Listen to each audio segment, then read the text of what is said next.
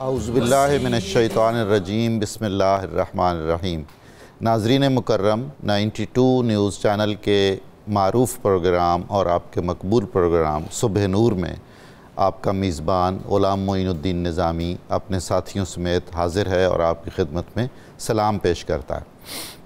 سب سے پہلے ہم حضرت ابو انیس صوفی برکت علی رحمۃ اللہ علیہ کی کتاب اسماء النبی الکریم میں سے رسول کریم صلی اللہ علیہ وسلم کا ایک اسم مبارک پڑھنے کی سعادت حاصل کرتے ہیں۔ سیدنا الناشر صلی اللہ علیہ وآلہ وسلم، ہمارے سردار، اسلام کی نشر و اشاعت کرنے والے، اسلام کو فروغ دینے والے، اسلام کو پھیلانے والے۔ درود و سلام بھیجے اللہ تعالیٰ آپ پر، آپ صلی اللہ علیہ وآلہ وسلم کی اولاد پاک پر اور آپ کے صحابیوں پر۔ حضرت اسامہ رضی اللہ تعالیٰ عنہ فرماتے ہیں کہ میں بارگاہ رسالت میں حاضر ہوا تو دیکھا کہ صحابہ کرام رضوان اللہ تعالیٰ علیہم اجمعین آپ کے گرد اس طرح آرام سکون سے بیٹھے تھے جیسے ان کے سروں پر پرندے بیٹھے ہوئے ہوں۔ یہ مستند ترین سیرت کی کتابوں میں اور احادیث میں یہ موجود ہے۔ آج کا ہمارا موضوع بھی اسی سے متعلق ہے، تعظیم و توقیر رسول صلی اللہ علیہ وآلہ وسلم قرآن کریم کی روشنی میں۔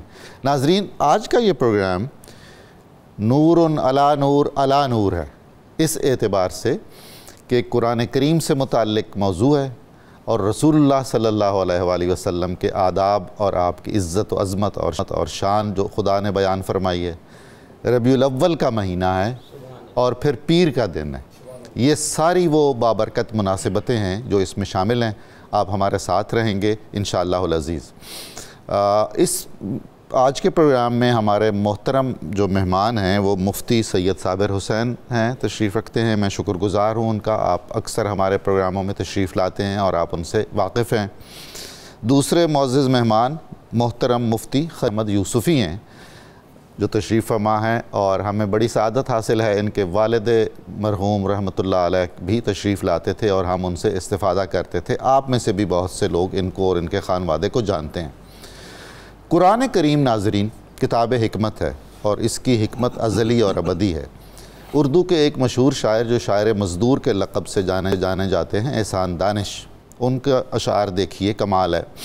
بندے نہیں خود واقف تحقیق و تجسس، بندے نہیں خود واقف تحقیق و تجسس، الزام کہ بے سود ہیں قرآن کے اوراق، معاذ اللہ۔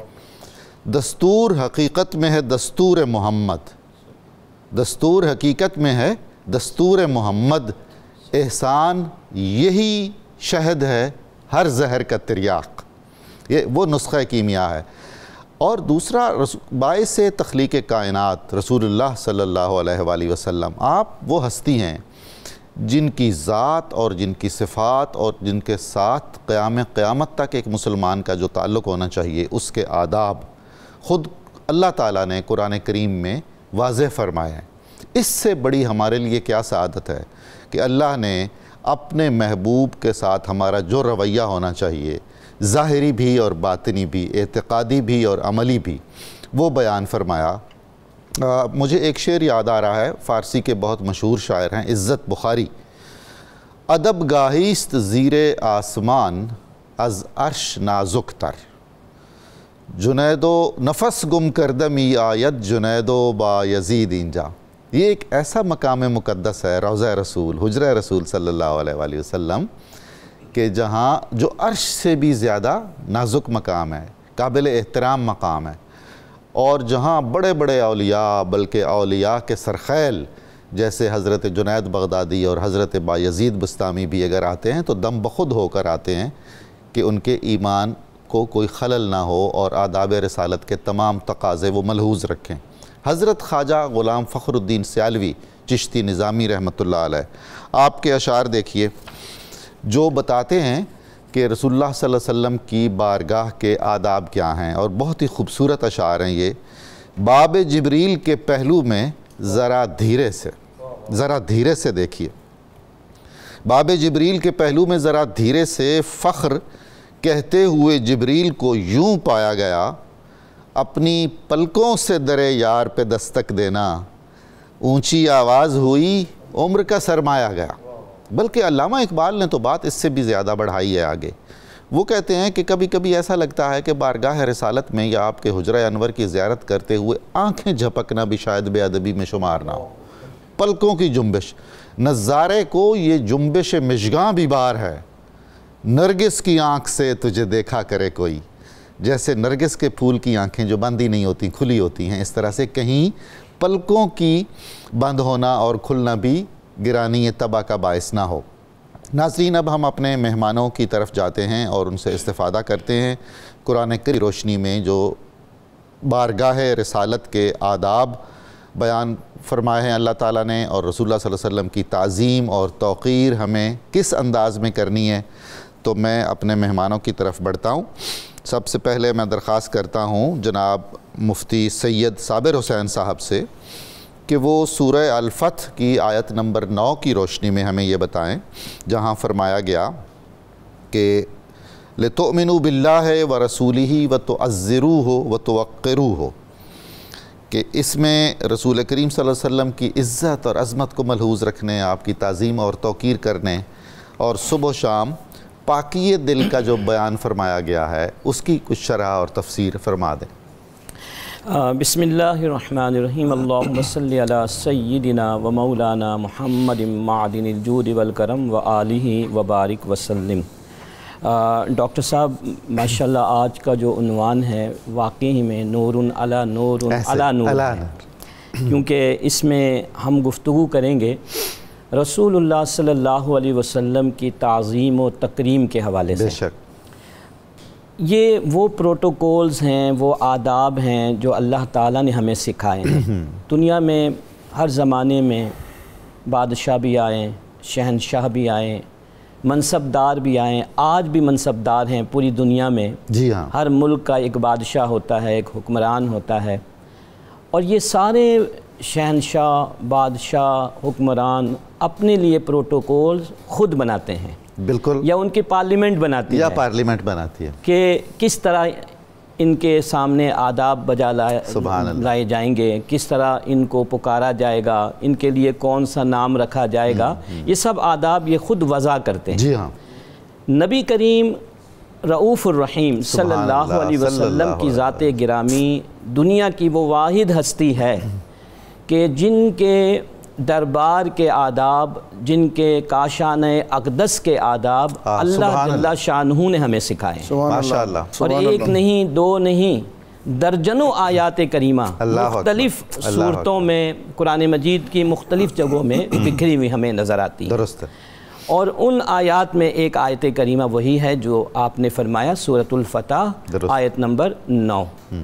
اس آیت کریمہ سے پہلے اللہ جل شانہ نے پہلے رسول اللہ صلی اللہ علیہ وسلم کی 3 شانیں بیان کی ہیں. سبحان اللہ. اِنَّا أَرْسَلْنَاكَ شَاهِدًا وَمُبَشِّرًا وَنَذِيرًا. اللہ اکبر. اچھا، یہ بھی رب کائنات کا ایک طریقہ عمل ہے، طریقہ کار ہے جی، کہ جب بھی نبی کریم صلی اللہ تعالیٰ علیہ وسلم کے آداب وہ ہمیں سکھاتا ہے جی ہاں قرآن مجید میں، تو پہلے آپ صلی اللہ علیہ وسلم کے اوصاف کو بیان کرتا ہے. سبحان اللہ. سبحان جیسے سورہ اعراف کی آیت نمبر 157 میں بھی یہی طرز عمل اختیار کیا گیا. جی ہاں. کہ آپ علیہ السلام کی مختلف صفات عالیہ کو اللہ تعالیٰ نے بیان فرمایا، اور پھر فرمایا کہ فَالَّذِينَ آمَنُوا بِهِ وَعَزَّرُوهُ وَنَصَرُوهُ وَاتَّبَعُوا النُّورَ الَّذِي أُنزِلَ مَعَهُ أُولَئِكَ هُمُ الْمُفْلِحُونَ. میرے پیارے حبیب علیہ السلام کی عظمتیں اور شانیں یہ ہیں، لہٰذا تمہیں چاہیے کہ تم ان پر ایمان لاؤ. فَالَّذِينَ آمَنُوا بِهِ، ان پر ایمان لاؤ، ان کی انتہائی تعظیم و تکریم کرو. یہ جو تعزروہ، جی ہاں، اس کا جو ہم اگر اس کے حروف اصلی کی طرف روٹ ورڈ کی طرف جائیں تو ہے التعزیر. علامہ امام راغب اصفہانی رحمۃ اللہ علیہ اس کی تعریف بیان کرتے ہوئے ارشاد فرماتے ہیں کہ التعزیر هو النصرۃ مع التعظیم. کسی کی مدد کرنا انتہائی تعظیم کے ساتھ، اس کو عربی میں تعزیر کہتے ہیں۔ یعنی نبی کریم علیہ السلام کی حمایت، آپ کے دین کی حمایت، آپ کے کاموں کو آگے بڑھانا، آپ علیہ السلام کی عظمت کو اپنے دل میں بٹھا کر، اپنے نگاہ میں بٹھا کر، یہ جو ہے التعزیر ہے۔ تو اللہ نے فرمایا کہ فَالَّذِينَ آمَنُوا بِهِ، پس وہ لوگ جو ان پر ایمان لائے، ان کی تعظیم کی اور ان کی مدد کی، وَاتَّبَعُوا النُّورَ الَّذِي أُنزِلَ مَعَهُ، اور اس نور کی پیروی کی جو یہ اپنے ساتھ لے کر آئے ہیں، یعنی قرآن مجید۔ تو اللہ تعالیٰ فرماتا ہے کہ جب یہ 4 صفات تمہارے اندر پیدا ہو جائیں میرے پیارے حبیب صلی اللہ علیہ وسلم کی ذات گرامی کے حوالے سے، تو پھر تمہیں دنیا اور آخرت کی ساری کامیابیاں مل جائیں گی۔ تو یہ جو سورہ فتح کی آیت ہے، اس میں بھی اللہ تعالیٰ اسی بات کو بیان فرما رہا ہے کہ لِتُؤْمِنُوا بِاللَّهِ وَرَسُولِهِ، کہ تمہیں چاہیے کہ تم اللہ اور اس کے رسول پر ایمان لاؤ۔ ایمان شرط اول ہے، ٹھیک ہے۔ نبی کریم علیہ السلام کی تعظیم کے لیے بھی ایمان شرط اول ہے۔ اللہ اکبر۔ ایمان کو پہلے بیان کر کے یہ بیان کہ اگر تعظیم میرے پیارے حبیب علیہ السلام کی کوئی کرے لیکن ایمان نہ ہو تو پھر اس کو کوئی فائدہ نہیں ہوگا۔ دنیا میں بہت سارے آپ شعراء بھی ملیں گے، کالم نگار غیر مسلم ملیں گے، جنہوں نے حضور نبی کریم علیہ السلام کی تعریف و توصیف میں کتابیں لکھ دی ہیں، لیکن ان کا ایمان نہیں تھا۔ تو قرآن مجید فرقان حمید کی آیت کریمہ کے مطابق ان کو کل آخرت کے دن اس پر کوئی اجر نہیں ملے گا، کوئی بدلہ نہیں ملے گا۔ شرط ایمان ہے، یہاں پہ اس بات کی طرف اشارہ۔ پھر فرمایا کہ وَتُعَزِّرُوهُ، اللہ اکبر، اور ان کی حمایت کرتے ہیں۔ اور حمایت کے اندر کیا ایک شرط ہے؟ مع تعظیم، تعظیم کے ساتھ۔ نبی کریم علیہ السلام کی حمایت تعظیم کے ساتھ۔ وَتُعَقِّرُوهُ، اور ان کو ان کی عزت کرتے ہیں، ان کو وقار دیتے ہیں۔ مفتی صاحب، یہ جو اس طرح کا انداز تخاطب ہے قرآن کریم میں، اس کا شرعی حکم کیا ہوتا ہے؟ یعنی یہ فرض ہو جاتا ہے، واجب ہو جاتا ہے، کیا ہوتا ہے؟ دیکھیں، رسول اللہ صلی اللہ علیہ وسلم کے حوالے سے جو بھی حکم ہوگا وہ فرض و واجب ہے، وہ لازم ہے، اوبلیگیٹری ہے، آپشنل نہیں ہے کہ آپ چاہیں تو کریں۔ یہاں پر یہ جو امر ہے یہ وجوب کے لیے ہے، وجوب کے لیے ہے اور فرضیت کے لیے ہے۔ اور پھر فرمایا کہ وَتُسَبِّحُوهُ بُكْرَةً وَأَصِيلًا، اور پھر وہ اللہ کی تعریف کریں صبح اور شام۔ اب آپ دیکھیں کہ شروع میں ایمان کی بات ہوئی اور اخیر میں عبادت کی بات ہوئی، اللہ کی تعریف و توصیف کی بات ہوئی، اللہ کی تحمید کی بات ہوئی۔ تو علماء مفسرین یہ ارشاد فرماتے ہیں کہ رسول اللہ صلی اللہ تعالی علیہ وآلہ وسلم کی تعظیم ایمان کے ساتھ اور عبادت کی جو قبولیت ہے وہ رسول اللہ کی تعظیم کے ساتھ جو ہے وہ جڑی ہوئی ہے۔ اگر کوئی عبادت کرتا رہے، تسبیح پڑھتا رہے، لیکن اس کے دل میں نبی کریم علیہ السلام کی تعظیم و تکریم نہیں، تو اس کی ساری عبادتیں اکارت چلی جائیں گی۔ اسی بات کی طرف اشارہ کرتے ہوئے امام اہل سنت الشاہ امام احمد رضا خان فاضل بریلوی رحمۃ اللہ علیہ ایک مقام پر لکھتے ہیں کہ معلوم ہوا کہ دین و ایمان، معلوم ہوا کہ دین و ایمان محمد رسول اللہ صلی اللہ علیہ وسلم کی تعظیم کا نام ہے۔ حقیقت میں جو ان کی تعظیم میں کلام کرے، ان کی تعظیم کے حوالے سے کوئی اپنے تحفظات کا اظہار کرے، تو فرمائے کہ اصل رسالت کو باطل و بیکار کیا چاہتا ہے، تو پھر اس کے معاملات جو ہے وہ قابل قبول نہیں ہوں گے۔ پھر آپ نے اسی معاملے کو اپنے ایک شعر کے اندر فرمایا کہ شرک ٹھہرے جس میں تعظیم حبیب، اللہ اکبر، شرک ٹھہرے جس میں تعظیم حبیب، اس برے مذہب پر لعنت کیجئے۔ اللہ اکبر۔ بہت شکریہ مفتی صاحب، آپ نے بہت کرم فرمایا، بہت جامع انداز میں ہمیں رہنمائی فرمائی۔ اب میں درخواست کرتا ہوں محترم مفتی خلیل احمد یوسفی صاحب سے کہ سورہ بقرہ کی آیت نمبر 104 میں اللہ تعالیٰ نے اپنے محبوب کی عزت اور توقیر کے لیے جو آداب معین فرمائے ہیں، اس میں کیسی نزاکت سے کہا ہے کہ کوئی ایسا لفظ بھی استعمال نہ کیجیے جس میں ہلکا سا بھی کوئی پہلو ہو جو عزت اور توقیر کے اس مطلوبہ معیار سے کم تر ہو۔ اس پر آپ کچھ روشنی۔ بسم اللہ والصلاۃ والسلام علی رسول اللہ۔ قبلہ ڈاکٹر صاحب علامہ اقبال کے شعر سے آغاز کرتے ہیں۔ آپ نے فرمایا خاموش اے دل بڑی محفل میں چلانا اچھا نہیں۔ اللہ اکبر۔ ادب پہلا کرینہ ہے محبت کے کرینوں میں، نبی صلی اللہ تعالیٰ علیہ وسلم کے ساتھ ایمان والوں کا جو تعلق اللہ تعالیٰ نے بیان کیا ہے وہ سارے کا سارا ادب کے اوپر منحصر ہے۔ درست۔ ارشاد باری تعالیٰ یا ایھا الذین آمنوا، اے ایمان والوں۔ اور اللہ تعالیٰ کا جو انداز تخاطب ہے کبھی وہ عمومی حکم ناس کہہ کر بیان کرتا ہے، کبھی اہل کتاب ذکر کرتا ہے، اور جب کوئی خاص بات ہو تو پھر خاص لوگ یعنی ایمان والوں سے خطاب فرماتا ہے۔ لا تقولوا راعنا، رائنا نہیں کہنا۔ اچھا، اس کا بیک گراؤنڈ، اس کا ماضی یا اس کی تفسیر کیا ہے، اس آیت کا شان نزول کیا ہے؟ حضرت سعد بن معاذ رضی اللہ تعالیٰ عنہ مدینہ المنورہ میں جلیل القدر صحابی اتنے زبردست کہ ان کی وفات پر اللہ کا عرش ہلنے لگا۔ ایسا ہی ہے۔ اور سارے قبائل یہود کے تمام معاملات سے، ان کی لغتوں سے باخبر تھے، عالم تھے، پڑھے لکھے انسان۔ جب انہوں نے دیکھا کہ یہود حضور پاک صلی اللہ علیہ وسلم کے لیے لفظ رائنا کا استعمال رعینہ کر کے اللہ اکبر، تو ان کو بڑا سخت غصہ آیا، اور انہوں نے کہا اللہ کے دشمنوں، میں چاہتا ہوں تمہارا سر اتار دوں، خبردار دوبارہ آئندہ ایسی بات نہ۔ انہوں نے آگے سے کہا کہ تم خود بھی تو کہتے ہو، تو کہا ہم تو رائنا کہتے ہیں، تو کہا نہیں ہم بھی کہتے ہیں رائنا، لیکن ہماری کیونکہ زبان ٹیڑھی ہے اس لیے رعینہ ہو جاتا ہے۔ رائنا کا لفظی مطلب کیا ہوگا؟ ہماری رعایت فرمائیے، نظر عنایت فرمائیے۔ یہ اس کا میں سارا بتاتا ہوں کہ ہوا کیا تھا۔ صحیح صحیح۔ حضور صلی اللہ علیہ وسلم کا جو انداز تکلم ہے وہ اس طرح کا تھا کہ آپ ٹھہر ٹھہر کے گفتگو کرتے تھے۔ درست۔ آپ شعلہ بیان نہیں تھے، صحیح، آپ شیریں بیان تھے، تعلیم و تربیت کرنے والے تھے، مربی تھے۔ ادھر سے بات شروع کرتے تھے تو جب گھوم کے ادھر آتے تھے تو بات پھر پوری ہوتی۔ سبحان اللہ، ہر ایک کو علیحدہ بات سمجھ کیا بات خوبصورت کی آپ نے ذرا۔ اور پھر جب نبی صلی اللہ علیہ وسلم کی اس آہستہ آہستہ گفتگو میں بھی کوئی لفظ کسی سے سننے سے رہ جاتا، وہ پیچھے بیٹھا ہوتا تو وہ چاہتا کہ دوبارہ، جس طرح ہم کہتے ہیں مکرر، تو حضور پاک صلی اللہ علیہ وسلم کے صحابہ کرام عرض کرتے رائنا، حضور رعایت فرمائے، یہ ذرا لفظ دوبارہ ارشاد فرما دیں تاکہ بات کا ربط اور تسلسل برقرار۔ کمال ہے، کمال ہے۔ تو وہ کہتے ہیں رعینہ، اس کا بڑا قبیح سا معنی ہے، نامناسب۔ تو حضرت سعد بن معاذ رضی اللہ تعالیٰ عنہ نے نبی صلی اللہ علیہ وسلم کی بارگاہ میں عرض کی کہ حضور یہ رائنا کا لفظ نہیں بولنا چاہیے۔ تو اللہ تعالیٰ نے پھر یہ آیت مبارکہ نازل۔ حضرت عمر بھی بہت سختی کرتے تھے اس مسئلے میں۔ حضرت عمر رضی اللہ تعالیٰ عنہ کا تو ادب مصطفیٰ بے مثال ہے، آواز کی بلندی تو بڑی دور کی بات۔ جب آپ روضہ اقدس پہ حاضر ہوتے تو اپنے ہاتھ الٹے کر کے ناخنوں سے آپ کے دروازے پر دستک دیتے، اتنے ادب کو ملحوظ خاطر رکھتے۔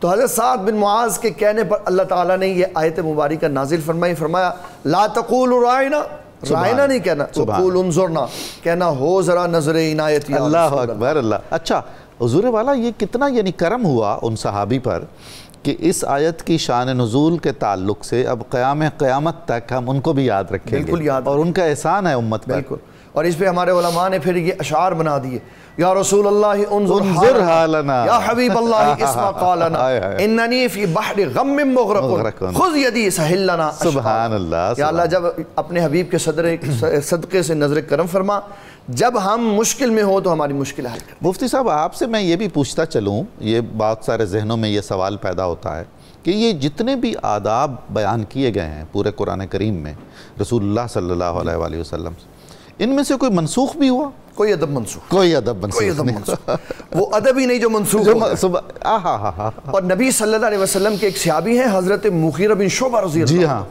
حدیبیہ کے مقام پر ان کے رشتے میں سگے نہیں ویسے ہی چچا لگتے تھے، حضرت عروہ بن مسعود ثقفی رضی اللہ عنہ جو اس وقت مسلمان نہیں تھا، تو انہوں نے چاہا کہ کچھ معاملات طے ہو جائیں، تو جیسے بندہ شفقت کے لیے کہتا ہے نا شفقت کرے، انہوں نے ایسے داڑھی کو ہاتھ لگایا، اللہ اکبر، تو آپ نے تلوار سیدھی کر کے ہاتھ پہ ماری اور کہا چچا یہ نبی صلی اللہ علیہ وسلم ہے، اس کی قطعاً اجازت نہیں دوں گا، اگر دوبارہ ہاتھ اٹھایا تو کاٹ دیں گے۔ بالکل، یہ بتایا کہ حضور پاک صلی اللہ علیہ وسلم کے آداب میں آپ کو اتنا کرنے کی بھی اجازت نہیں۔ بہت خوب، جزاکم اللہ۔ اور نبی صلی اللہ تعالیٰ علیہ وسلم نے جس محبت سے پیار سے زندگی گزاری، اللہ نے ویسے آداب سکھائے، یہ روز روشن کی طرح ہے۔ سبحان اللہ، بہت خوب، اللہ تعالیٰ آپ کو جزا دے، آپ کے علم میں، آپ کے عمل میں اضافہ فرمائے، اور ہمیں آپ سے زیادہ استفادے کی توفیق عطا فرمائے۔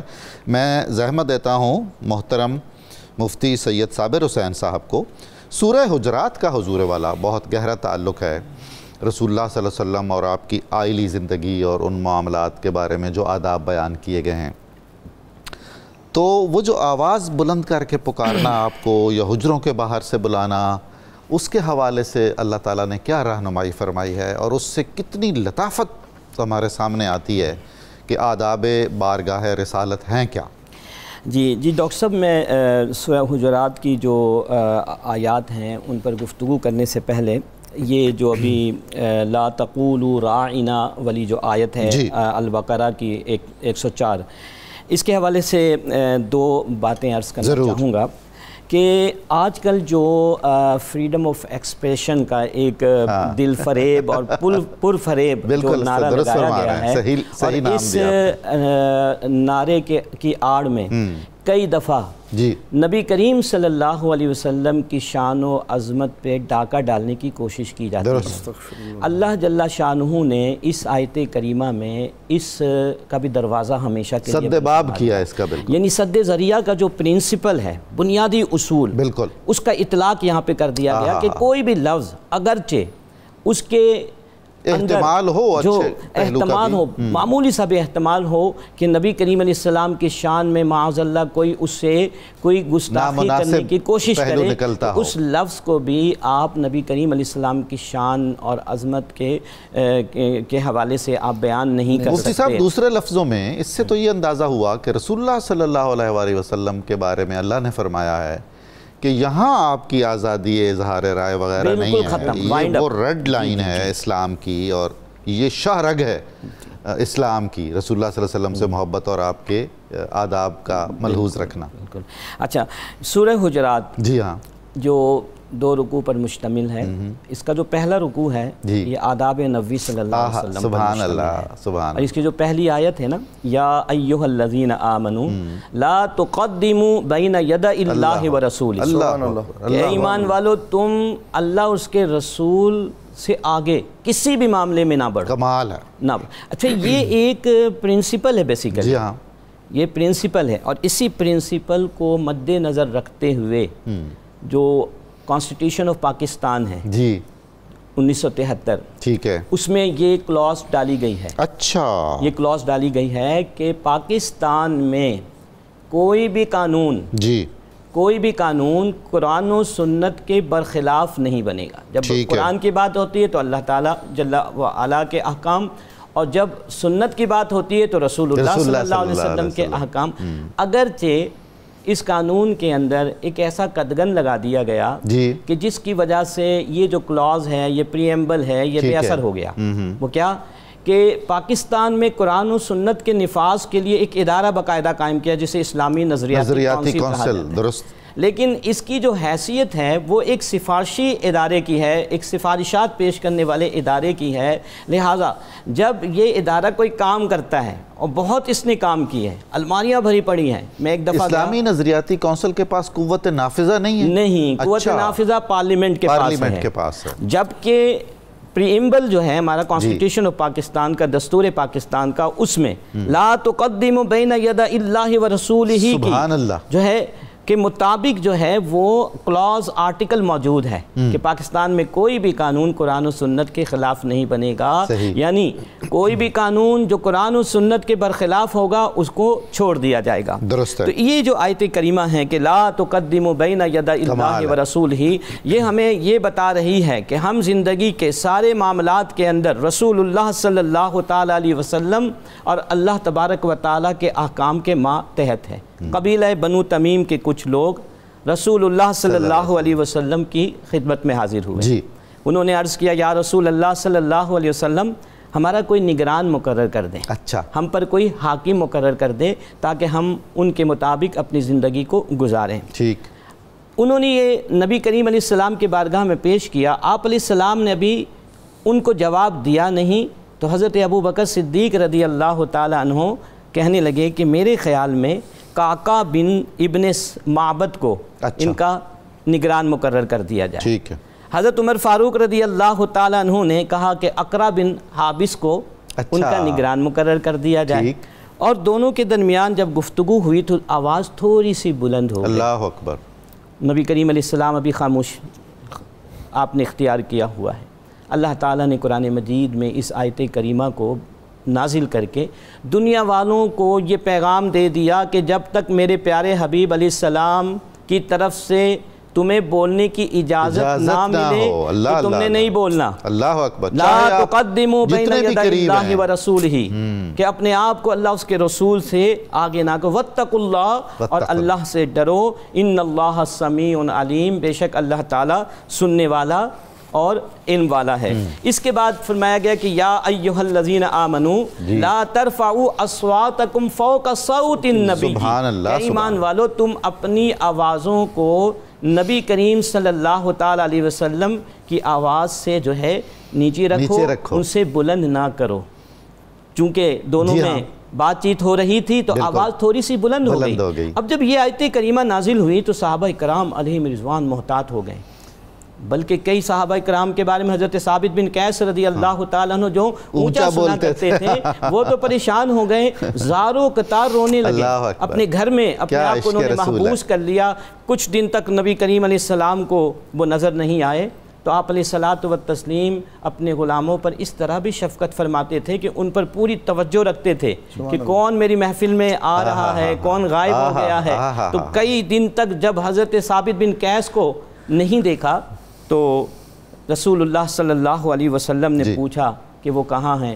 تو لوگوں نے بتایا کہ یا رسول اللہ صلی اللہ علیہ وسلم اس آیت کے نازل ہونے کے بعد تو وہ تو بہت پریشان ہیں، زاروں قطار رو رہے ہیں اور کہہ رہے ہیں کہ میں تو جہنمی ہو گیا کیونکہ میں وہاں پر اونچی آواز سے بولتا ہوں. تو نبی کریم علیہ السلام نے ان کی دلجوئی فرمائی اور آپ نے ان کو 3 خوشخبریاں بھی سنائی اور جو بعد میں پوری ہوئی.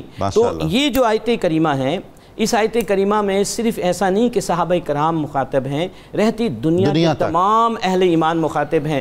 اور ہمارے بزرگان دین مفسرین یہ فرماتے ہیں کہ آج بھی اس کا اطلاق ہے. سبحان اللہ. جب آپ روضہ رسول صلی اللہ علیہ وسلم پر حاضری کے لیے جائیں تو وہاں پر ان تمام کے تمام معاملات کو آپ ملحوظ رکھیں، جو ہے ملحوظ رکھیں گے. ناظرین کرام، ہمیں درود پاک کا ایک مختصر سا وقفہ کرنا ہے. ہمارے ساتھ رہیے گا. ہم دوبارہ حاضر خدمت ہوتے ہیں اور یہی پاک ذکر اور یہی پاک معاملات ہم دوبارہ شروع کریں گے، گفتگو کریں گے، ان علماء کرام سے رہنمائی لیں گے.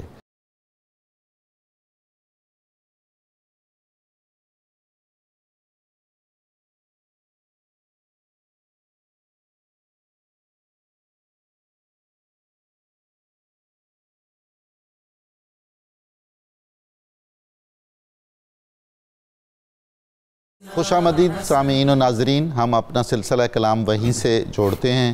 آج کے ہمارے پروگرام کا موضوع قرآن کریم کی روشنی میں آداب بارگاہ رسالت ہیں، اور میں ابھی عرض کروں گا محترم مفتی خلیل احمد یوسفی صاحب سے کہ وہ ہمیں اسی سورہ حجرات جس پر ہم وقفے سے پہلے بات کر رہے تھے اس کی آیت 4 اور 5 کے حوالے سے خصوصی طور پر یہ بتائیں کہ اللہ نے بارگاہ رسالت میں حاضری کے کیا آداب بیان کیے ہیں. یہ جو سورہ حجرات ہے اور جہاں جہاں بھی آداب رسالت قرآن کریم میں بیان ہوئے ہیں، ایسا لگتا ہے جیسے اللہ تعالیٰ اپنے محبوب کی نعت بیان فرما رہا ہے. جناب مفتی خلیل احمد یوسفی صاحب سورہ حجرات میں آیت 4 خصوصاً اور 5 میں کیا فرمایا؟ اللہ تعالیٰ ارشاد فرماتا ہے ان الذین ینادونک من وراء الحجرات اکثرهم لا یعقلون. اس آیت کا شان نزول یہ ہے کہ کچھ قبائل کے لوگ باہر سے آئے اور انہوں نے نبی صلی اللہ تعالیٰ علیہ وسلم سے ملاقات کرنی تھی.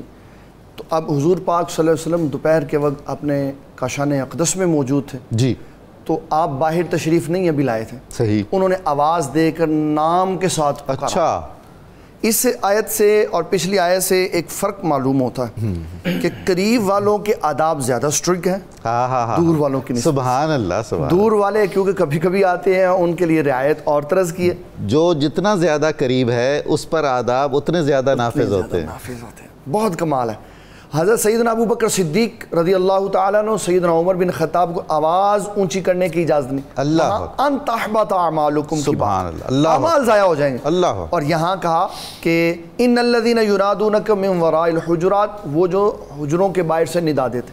اس میں انہوں نے نبی صلی اللہ علیہ وسلم کا نام نامی اس میں گرامی پکارا. اچھا. اس کے اوپر باقاعدہ محدثین نے کتب لکھی ہوئی ہیں کہ کسی بھی شخص کو نبی صلی اللہ علیہ وسلم کا نام نامی اسم گرامی محمد صلی اللہ علیہ وسلم ذاتی نام لے کر پکارنے کی اجازت نہیں ہے. اللہ اکبر. جب بھی آپ کا یہ نام لیا جائے گا اور کوئی لے گا کسی ضرورت کے تحت تو وہ آپ کا صفاتی نام سمجھ کے صفاتی نام لے، ذاتی نام لینے کی اجازت نہیں۔ اللہ تعالیٰ نے قرآن مجید میں جن جن مقامات پر حضور اکرم شفیع معظم صلی اللہ تعالیٰ علیہ وسلم کا نام لیا، کیونکہ اللہ سب سے بڑا ہے، اس لیے قرآن مجید کو حضور صلی اللہ علیہ وسلم کے ساتھ منسوب کرنے کے لیے وہاں ضرورت تھی تو نام لیا۔ جبرائیل علیہ السلام نے جہاں حضور پاک صلی اللہ علیہ وسلم کا نام لیا، یا محمد اخبرنی عن الاسلام عن الایمان عن الاحسان، وہاں مطلوب و مقصود آپ صلی اللہ علیہ وسلم کے صفاتی نام کے ساتھ آپ کو خطاب کیا گیا تھا۔ جو لوگ بے ادبی میں نہیں میں کہتا لیکن کم علمی میں نام لے لیتے ہیں، ان کو چاہیے کہ ملا علی قاری رحمۃ اللہ تعالیٰ علیہ کا یہ جملہ یاد رکھیں۔ ملا علی قاری رحمۃ اللہ علیہ فرماتے ہیں فی حیاتہ و بعد مماتہ من جمیع خطابات، نبی صلی اللہ علیہ وسلم کو جب بھی پکارا جائے گا آپ کی حیات میں، آپ کی وفات کے بعد، تو یہ کہا جائے گا یا نبی اللہ یا رسول اللہ۔ اس سے اگلی آیت میں اللہ فرماتا ہے وَلَوْ أَنَّهُمْ صَبَرُوا حَتَّى تَخْرُجَ إِلَيْهِمْ لَكَانَ خَيْرًا لَهُمْ، اللہ اکبر، اگر تم صبر کر کے کھڑے رہتے تو میرے حبیب نے بالآخر باہر آ ہی جانا تھا۔ کیا شان ہے، اگر آپ خود تشریف لاتے تو تمہارے لیے بہت ہی بہتر ہوتا، زیادہ اچھا ہوتا۔ یہ بیس ہے صوفیہ اکرام کی اپنے شیوخ کی عزت و تعظیم۔ اللہ آپ کو جزا دے۔ حضرت عباس رضی اللہ تعالیٰ عنہ حضور پاک صلی اللہ علیہ وسلم کے صاحبزادے حضرت عبداللہ ابن عباس ابی بن کعب رضی اللہ تعالیٰ عنہ کے دروازے پہ کھڑے رہتے آدھا آدھا۔ اللہ اکبر۔ تو ابی بن کعب باہر آتے تو کہتے ابن عباس آپ کے لیے تو رسول اللہ صلی اللہ علیہ وسلم نے دعائیں کی ہیں، آپ نے دروازہ کیوں نہیں کھٹکھٹایا؟ فرمایا مجھے اسلام نے ادب سکھایا، آپ باہر آئیں گے تو پھر بات ہو۔ اور آج تک 14 صدیاں گزرنے کے بعد بھی شیوخ نے اپنے مریدین کو جو آداب سکھائے اور مریدین نے جو ادب کیا وہ اسی سے ملتا جلتا۔ ایک بات عرض کر کے بات ختم کروں گا۔ داتا صاحب رحمۃ اللہ تعالیٰ علیہ اپنے شیخ ابو الحسن الخطلی کا واقعہ لکھتے، فرماتے ہیں میں ان کا سامان لے کے پیچھے چل رہا تھا تو میرے دل میں خیال آیا کہ بزرگوں کا سامان اٹھانے سے کیا ہے، جو اللہ تعالیٰ نے مقدر میں لکھا ہوا ہے وہ تو مل ہی جانا۔ تو شیخ نے فوری طور پر میرے قلب کے خیال کو جانا اور میری طرف رخ پھیرا اور کہا اے حجویری، داتا علی حجویری، میں بیٹے جو اللہ تعالیٰ نے مقدر میں لکھا ہوا ہے وہ ملنا ہی ملنا ہے، لیکن بیٹے ادب سے اللہ تعالیٰ درجے بلند کر دیتا ہے، اللہ ادب سے اللہ تعالیٰ قرب ملتا ہے۔ اور ام المومنین سیدہ عائشہ صدیقہ کے پاس جب لوگ قرآن مجید پڑھنے کے لیے آتے تو وہ بھی باہر انتظار کرتے ہیں، آواز نہیں دیتے ہم آگے۔ یہی فرق ہے درسگاہوں کے اندر کہ درسگاہوں میں متعلم اپنے معلم کا انتظار کرتا ہے، اور بعض درسگاہیں اس کو کراس کر کے آگے چلی گئی ہیں، جب معلم نہیں آتا تو خالی ہو جاتی ہے درسگاہیں۔ اس کو بڑا غور و فکر کرنا چاہیے۔ جو علم حاصل ہوتا ہے ان دونوں درسگاہوں میں، دونوں طرز کی درسگاہوں میں، اس سے بھی صاف پتہ چلتا ہے۔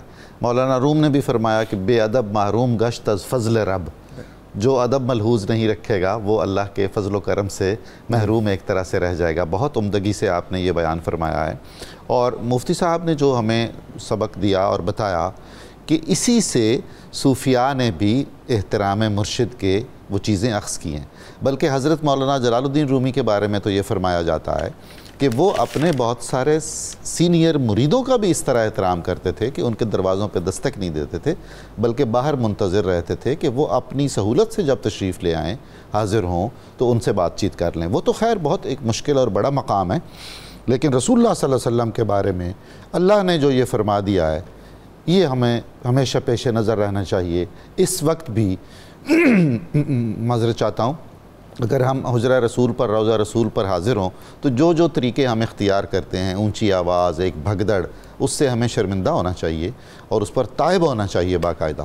اب میں درخواست گزار ہوں مفتی خلیل احمد یوسفی صاحب کے بعد جناب مفتی سید صابر حسین صاحب سے کہ وہ ہمیں سورہ احزاب کی روشنی میں آیت نمبر 53 کو سامنے رکھتے ہوئے رسول اللہ صلی اللہ علیہ وسلم کے حجرہ انور پر حاضری کے جو آداب بیان کیے گئے ہیں ان سے آگاہی دیں۔ جی ڈاکٹر صاحب، یہ سورہ احزاب جس طرح ابھی ہم نے سورہ حجرات کے حوالے سے بات کی، سورہ احزاب بھی ان چند صورتوں میں سے ہیں جن میں نبی کریم علیہ الصلاۃ والتسلیم کے کاشان اقدس کے جو آداب ہیں ان کو بہت زیادہ تفصیل کے ساتھ بیان کیا گیا۔ ایک واقعہ مجھے یاد آیا، حضرت عبداللہ بن عباس رضی اللہ تعالی عنہما کا جو رئیس المفسرین ہیں، ایک معلومات انہیں ملی کہ کسی صحابی کے پاس رضی اللہ تعالیٰ عنہ کے پاس رسول اللہ صلی اللہ علیہ وسلم کی ایک حدیث ہے، اچھا، حالانکہ یہ خود بھی بہت پائے کے محدث مفسر گزرے، تو یہ کافی دور فاصلے میں وہ رہتے تھے، تو انہوں نے سینکڑوں کلومیٹر کا فاصلہ طے کیا اور ان کے گھر پہنچ گئے کہ وہ حدیث لیں۔ تو دوپہر کا وقت تھا، گرمی کا زمانہ تھا، یہ باہر کھڑے ہو گئے، یہاں تک کہ کافی دیر گزرنے کے بعد جن کے پاس حدیث سننے کے لیے سماعت کے لیے گئے تھے وہ باہر آئے، انہوں نے دیکھا کہ رسول اللہ صلی اللہ علیہ وسلم کے چچا زاد جو ہیں وہ میرے انتظار میں کھڑے ہیں۔ انہوں نے کہا کہ آپ مجھے بتاتے ہیں آپ اتنی دیر تک انتظار میں اس گرمی کے زمانے میں اور گرمی کے حالت میں؟ تو حضرت عبداللہ بن عباس رضی اللہ تعالی عنہما نے ایک ایسی بات فرمائی جو ہم سب کے لیے ایک اصول ہے۔ انہوں نے کہا کہ علم کے پاس آیا جاتا ہے، علم کو بلایا نہیں جاتا۔ یہ بھی آداب ہے علم سیکھنے کے جو ہمیں ہمارے بزرگوں نے بتایا۔ سورہ احزاب کی جو آیت نمبر 53 ہے، اس میں رسول اللہ صلی اللہ علیہ وسلم کے گھر میں داخل ہونے، پھر داخل ہونے کے بعد بطور کتنی مہمان دیر تک قیام کرنا ہے اس کے بارے میں، اور پھر یہ بھی بتایا گیا کہ رسول اللہ صلی اللہ علیہ وسلم کے گھر میں داخل ہو کر قیام کرنے کے ساتھ ساتھ گفتگو تم نے کیسے کرنی ہے۔ سبحان اللہ سبحان اللہ، کیا شان ہے۔ اسی آیت کریمہ کے آخری حصے میں رسول اللہ صلی اللہ علیہ وسلم کے حیا کو بھی بیان کیا گیا۔ آپ صلی اللہ علیہ وسلم جو لوگوں کا خیال کیا کرتے تھے، اس حیا کو، آپ صلی اللہ علیہ وسلم کے شرم کو بیان کیا گیا ایک تعریف کے انداز میں۔ تو اللہ جل شانہ نے اس آیت کریمہ کے بالکل آغاز میں بیان فرمایا کہ یا ایہا الذین آمنوا لا تدخلوا بیوت النبی الا ان یوزن لکم۔ اللہ اکبر، کہ اے ایمان والو، تم میرے نبی صلی اللہ علیہ وسلم کے گھروں میں نہیں داخل ہونا اس وقت تک جب تک کہ تمہیں اجازت نہ دے دی جائے۔ درست، واہ، اجازت کے بغیر نہیں داخل ہونا۔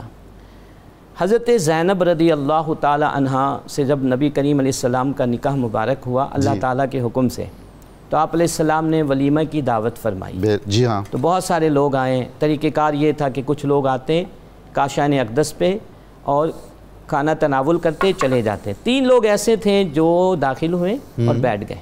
اچھا، نبی کریم علیہ الصلاۃ والتسلیم ان کے بیٹھنے کی وجہ سے کچھ تکلیف میں آ گئے اور گھر والوں کو بھی پریشانی کا سامنا کرنا پڑا، لیکن آپ علیہ السلام نے حیا فرمائی اور آپ نے منع سبحان اللہ سبحان اللہ۔ اللہ تبارک و تعالیٰ نے اس آیت کریمہ کو اس وقت نازل کیا۔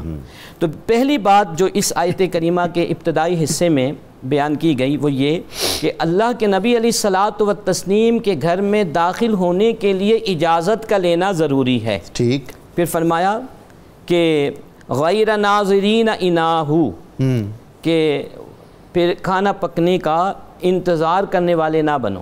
اچھا، کیونکہ کھانا پکنے میں بھی کچھ وقت لگتا ہے، یعنی بیٹھے نہ رہیں کہ کھانا تیار ہو، جب کھانا پک جائے تو اس وقت جانا تاکہ کم سے کم وقت جو ہے تم وہاں پر گزارو۔ سبحان اللہ۔ پھر آگے فرمایا اللہ تعالیٰ نے وَلَٰكِنْ إِذَا دُعِيتُمْ فَادْخُلُوا، اور جب تمہیں بلایا جائے تو پھر فوراً داخل ہو جاؤ بغیر کسی تاخیر کے۔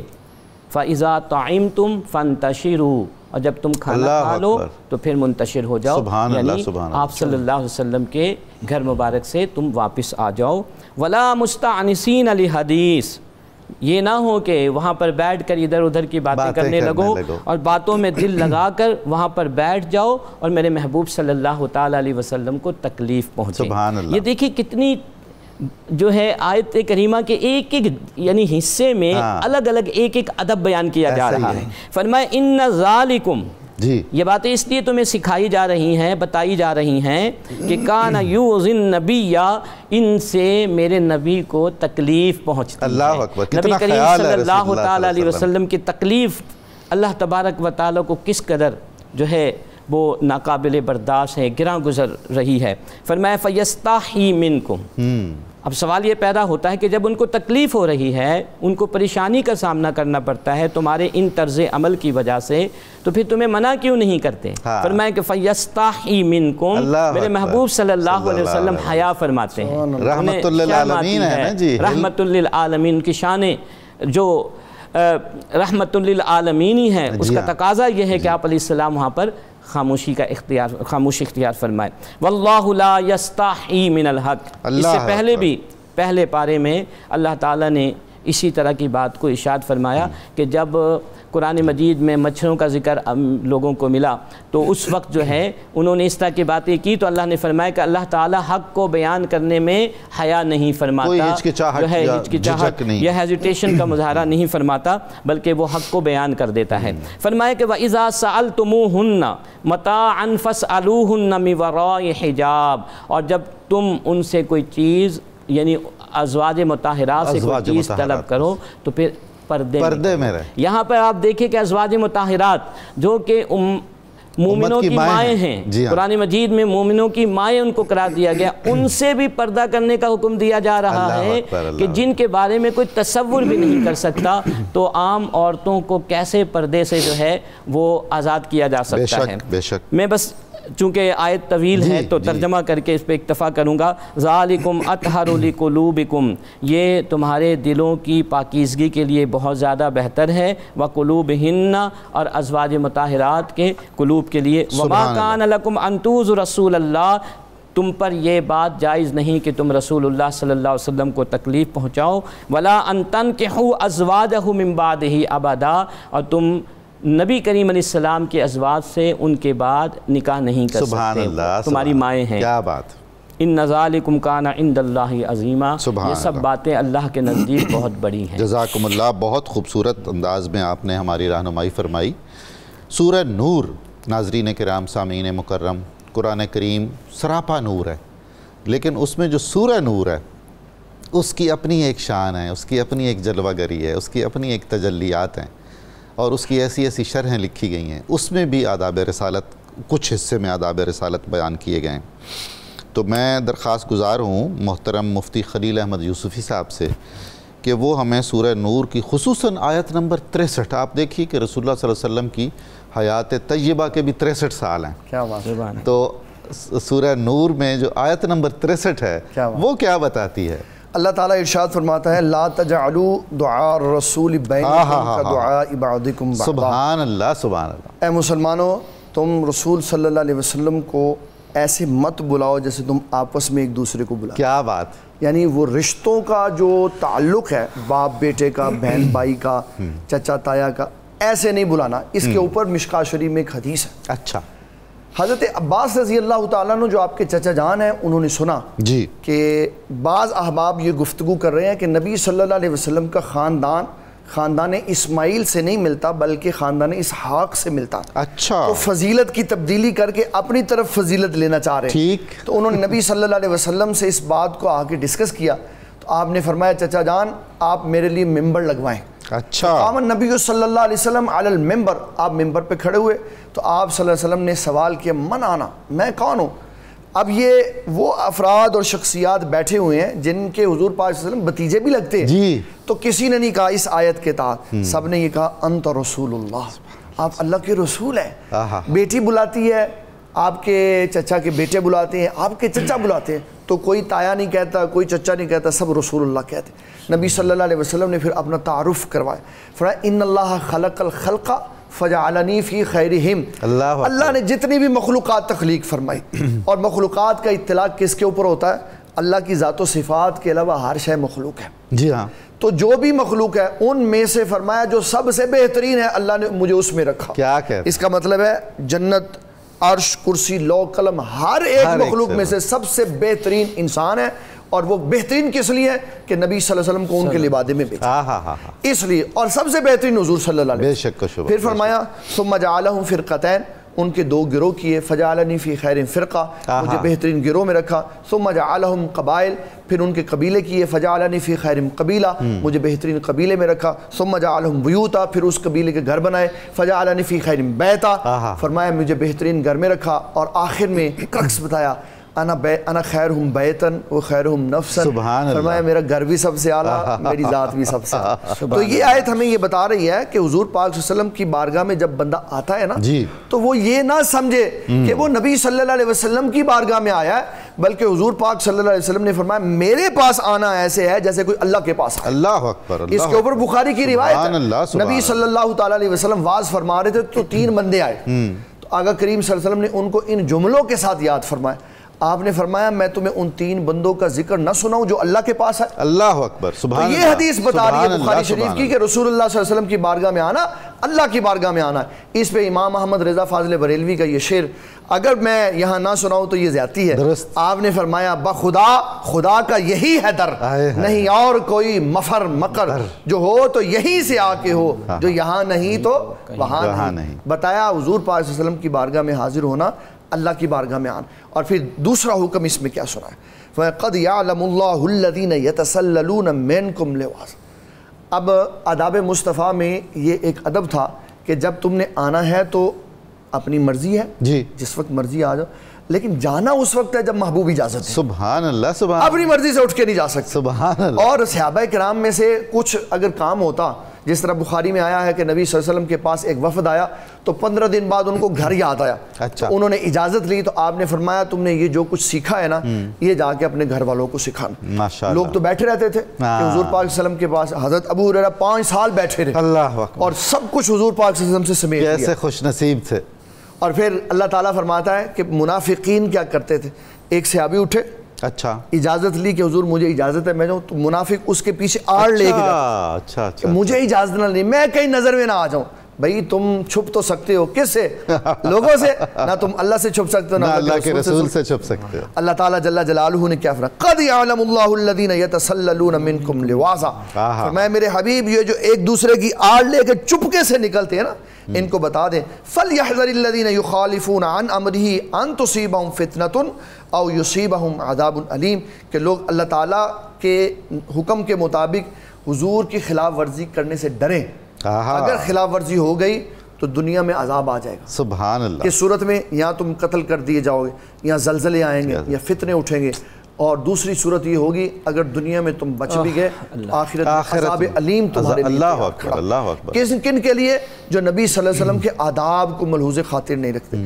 اس پروگرام کے توسل سے میں ایک بات عرض کرنا چاہوں گا اپنے ان ناظرین کو جو زیارت روضہ رسول کے لیے جاتے ہیں، خدا را وہاں جا کر رسول اللہ صلی اللہ علیہ وسلم کے روزے کو پشت نہ کریں اپنی سیلفی بنانے کے لیے، لوگوں کو یہ بتانے کے لیے کہ میں کعبۃ اللہ کا طواف کر رہا ہوں، میں رسول اللہ علیہ وسلم کے روزے پہ موجود ہوں۔ بابا جن کے پاس موجود ہو ان کو پتہ ہے تو آیا ہوا ہے، ایسا ہی ہے، ان کو بتانے کی ضرورت نہیں ہے، اور لوگوں کو تو ویسے بتانے کی ضرورت نہیں ہے۔